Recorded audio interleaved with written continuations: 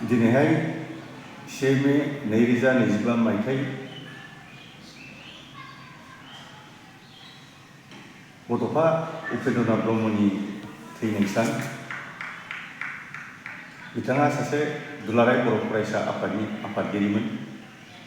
दुलाराय बर' फरायसा आफादनि आफादगिरि दिपेन बर', बिटिआरनि चिफ प्रमद बर', आसामनि गिबि मन्त्रि डक्टर हिमन्त बिश्व शर्मा, भारतनि नखर मन्त्रि अमित शाह आरो भारतनि गाहाय मन्त्रि नरेन्द्र मोदी बिथांमोननिसिम आङो गिबि इउपिपिएलनि सेन्ट्रेल कमिटिनि सासे सोद्रोमा जानानै गिबि बिथांमोनखौ आङो बरायग्रोनाय जाहैबाय। बड'फा उपेन्द्रनाथ ब्रह्मनि जे मुसुखा, बे मुसुखाखौ दिनैहाय 4 बाजि जानाय लोगो लोगो दिल्लीयाव अमित शाहनि आखाइजों बेखेवनाय जागोन।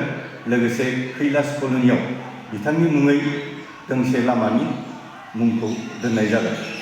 आं आसा खालामदों उपेन्द्रनाथ ब्रह्मनि जे मुसुखा आरो लामानि मुङै दोननो मोननाय जेनाखि सुबिदा, बे सुबिदाखौ भारतनि गाहाय मन्त्रि नरेन्द्र मोदी आरो अमित शाहनि जेनाखि दैदेननाय, बे दैदेननायनि गेजेरजों जोङो खाबु मोनदों।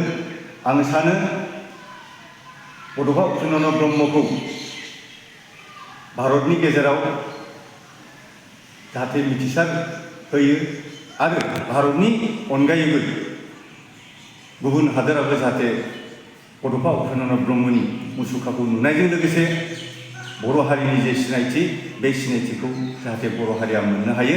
बिनि थाखाय आङो दिनै बिटिआरनि चिफ प्रमद बर' आरो आसामनि गिबि मन्त्रि डक्टर हिमन्त बिश्व शर्मा आरो दुलाराय बर' फरायसा आफादनि आफादगिरि दिपेन बर' आरो नखर मन्त्रि अमित शाह आरो भारतनि गाहाय मन्त्रि नरेन्द्र मोदीखौ फिन आरोबाव साबायखर बावनानै आङो बेखिनिखौ बुंनानै बयखौबो साबायखर बावनाय जाहैबाय।